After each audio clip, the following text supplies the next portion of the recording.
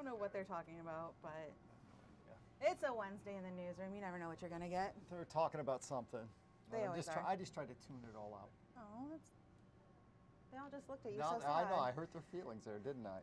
Well, It is Wednesday, Wednesday. and we've got all sorts of. I forgot that still red. Here, I'll It should fix be it. right every day. Draws attention to it. I'll fix it. We've got a couple of school notes to pass along. You. The Relevant Academy of Eaton County, they are on virtual learning today, and that is due to some internet issues.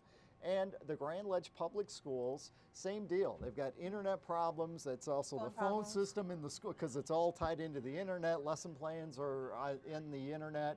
And so they are going to be canceling school for kindergarten through 4th grade, then 5th grade through 12th. A lot of those kids are already in school. They're going to have early dismissal for them. So Grand Ledge Public, the older kids are coming home soon. And the younger kids, they get to stay home with you. And the Relevant Academy also, virtual learning today. We have all that on our website. Yeah, if that all made sense. Yes.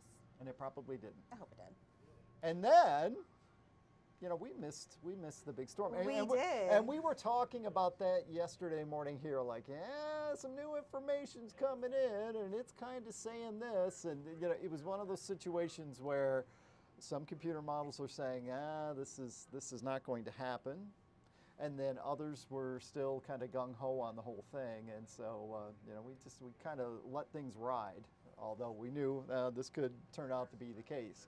Take a look at storm reports here. They had some gusty winds near Benton Harbor. That was about it. But we expand this out, and all those blue dots, gusty winds, even into northern lower Michigan, parts of the Upper Peninsula.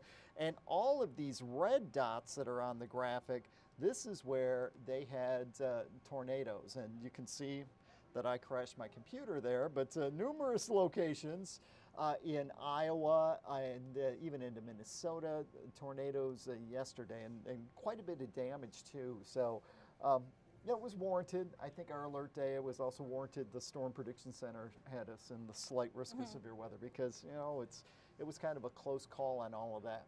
Cold front with this system is now heading off to the east. We had the mention of a few sprinkles of rain in our forecast for early today, but that has now... I almost grabbed my umbrella. Well, it's, you know, we had like 20%, so it was kind of a low percentage, and that's pretty much now gone. So I think at this point we are partly to mostly sunny. Traffic moving along fine right now on US 127. Here's our sky cam outside of our building, and notice a flag at our next door neighbor over at Shaheen Chevrolet. The wind's a little bit gusty, and they are going to be throughout the day today. Downtown Lansing, where we had clouds earlier and even had a sprinkler or two hit our camera lens, so those clouds are thinning out. 73, the current temperature in Lansing. Jackson, still some clouds around, but those will be breaking apart here soon. We have 74 degrees in Jackson. Here are the predicted wind gusts throughout the day. They're going to be up around 30, maybe 35 miles per hour at times. So, I mean, it's not a major wind, but you'll notice it. And it's bringing in some drier air. So we top out today upper 70s to around 80 degrees. That's a couple of degrees cooler than yesterday. Just a little bit cooler is all I'm asking. I like the warm weather, but yesterday was a lot. Well, because the humidity was high. The humidity. And the humidity levels are going to be dropping off for us today. Widen the view out of the satellite and radar and notice, you know, it's pretty quiet here in the Great Lakes region. The storm itself is now exiting the northern part of Lake Superior and will continue to move off to the northeast. So our hour by hour forecast, again, partly cloudy to mostly sunny skies. It is breezy. Tonight we're clear. No need for the air conditioner tonight because we're going to drop back into the mid-50s. She just woke up, but she needs a break. Well, you know, that happens. And then during the day tomorrow, I think we actually end up with a pretty good amount of sunshine as we head throughout the day on Thursday. So 75 at 10 a.m., mid-70s at noon, maybe upper 70s at 4 p.m., and we are right around 70 degrees at 8 o'clock in the evening. Here is a look at our updated 7-day forecast. 78, 79, our afternoon high. 79, our high tomorrow, Friday. We've got some rain moving in later in the day. Friday's high 83. Rain, maybe a thunderstorm Friday night. Chance of rain lingers into early Saturday, but most of Saturday we're dry, a high of 72. We're dry Saturday night, we're dry Sunday morning. Later in the day, Sunday into Sunday night, possibly Monday, we do have the chance of some rain. So that 80%, is that all day? Is it like around lunchtime? That could be something we're dealing with on and off all day on Monday. But, you know, it's still way out there, and that will change. But, you know, most of the weekend, at least Saturday and Sunday, is dry. Okay. But you look at that and you go, well, I'm seeing rain Saturday and Sunday and Monday. That is exactly what I sound like. Yeah, well, yeah. I know how that goes, but there's going to be big dry periods, and you know, just keep an eye on the weather on our First Alert weather app. You can always check out the radar there. Where is it?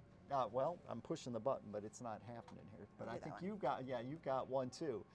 The radar, our updated forecast, and if let's say you're up north. That's that time of year, yeah. You could hit follow me, and it'll give you the forecast for up north too. It's free. You'll find it on Google Play and the Apple App Store. So I got to show you. This is you're going to show me like a tattoo or something. Well, this is a lot of meteorologists have this problem. It's not just me, and it's because we're out there and we're doing this and moving around. And we got on a suit coat. I have blown. Oh no! I'm sitting here, and I do this to quite a few dress shirts. Not that old, but I'm sitting here and going, I'm feeling the desk. And it was not this way when I put it on this morning. So, you know, weather people do this. Yeah, I get it. And those who don't, they don't move around. I worked a job where I had to wear like a blazer, and yeah, it happens. These are working hard. Well, I didn't want you to think, you know, look at it. We're not paying enough. He's wearing old tattered clothes to work. He got your shirt. No, can't blame this on the dog. Oh, well, we tried. Anyway. So I got to tell you a story myself. Sure. My mom has turned off the news. She no longer watches the news in our hometown. Okay. Main reason she did was because of the weather, so she now only uses the First Alert weather app in the mornings. That's good. Because she can set it for our hometown, and it pops up and it's there. Super easy to use. It's easy. Yeah. You know, the one thing she may not like, and sorry, this is the way it is you know, our little videos that come up. She loves your videos. Well, I know, but she's close to the Lansing, Jackson areas. Yeah. But you know, there's some people in, let's say, live in Florida. Or Istanbul. And they're using our First Alert weather. It'll tell you the forecast, the text-wise, but you're going to hear the meteorologist talking about. But then she likes that because she knows what's going on where I'm at. Okay, so that's a plus. And well, thanks, Mom, for watching. As you're planning, I know we were planning on maybe doing some stuff on Saturday and Sunday, like going to some gardens or some greenhouses to get our flowers. Yeah, I am too. Use the app to like kind of decide when rain's gonna be coming and when we should duck into the garden. I've been holding off because the mention of frost a couple of weeks ago. Some folks were rushing out and doing all that planning already, and I always go, oh, wait till Memorial Day weekend. But Memorial Day weekend's here. So. I listened to you. I saw some, and I really wanted to buy them because it's my first summer in my house. I was at Meyer yesterday afternoon, and everybody was walking out with them. But I'm going to do it this weekend, early. As you are planning those trips to the greenhouses or out to brunch or whatever you may want to do this weekend, make sure you use that First Alert weather app. It's very, very easy to use, and of course, it is free. I already saw Colton in here somewhere, so I know he is going to be here for News 10 today at 11, and here is what else you can see then. Of course, we do have an update on Grand Ledge schools being closed. I'm going to show you some details on that. But we need to specify that the older kids, they're at school and it's coming home. Yes. They're going to be coming home. Yes. Also, the parents of the Oxford High School shooter are refusing to help him appeal his life sentence.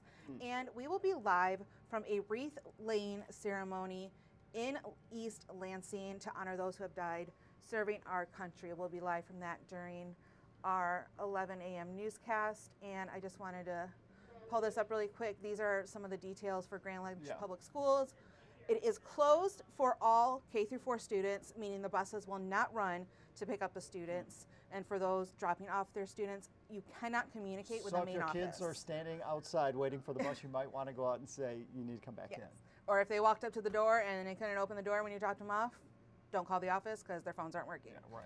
The students who are already in class, which a lot of them, older kids, already were in class, they're getting dismissed at half day dismissal time. The buses will take the students home, but parents are encouraged to pick their children up as soon as possible. Again, you cannot communicate with the office. They cannot communicate with you due to the phones being down. And well, it's like the internet too.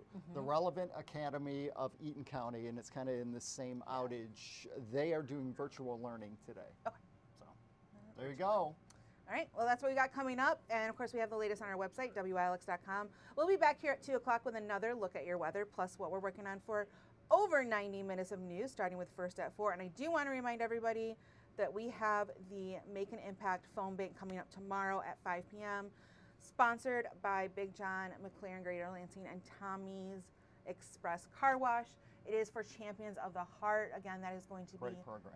Thursday at 5 p.m. We've got a lot. If you're not, if you don't know what Champions of the Heart is, we will have that on our website, WLX.com. I know Aaron just did a story on them recently. We also have a lot from Ann Emmerich, who is very, very involved with it. So make sure you check that out. Again, that's happening tomorrow at 5 p.m. And I think that's all I have right now. You sure want to talk for another 20 minutes? No, because I got to get on a call at 8:45, and it is 8:43. All right. Have a good Wednesday, everybody. We'll see you later.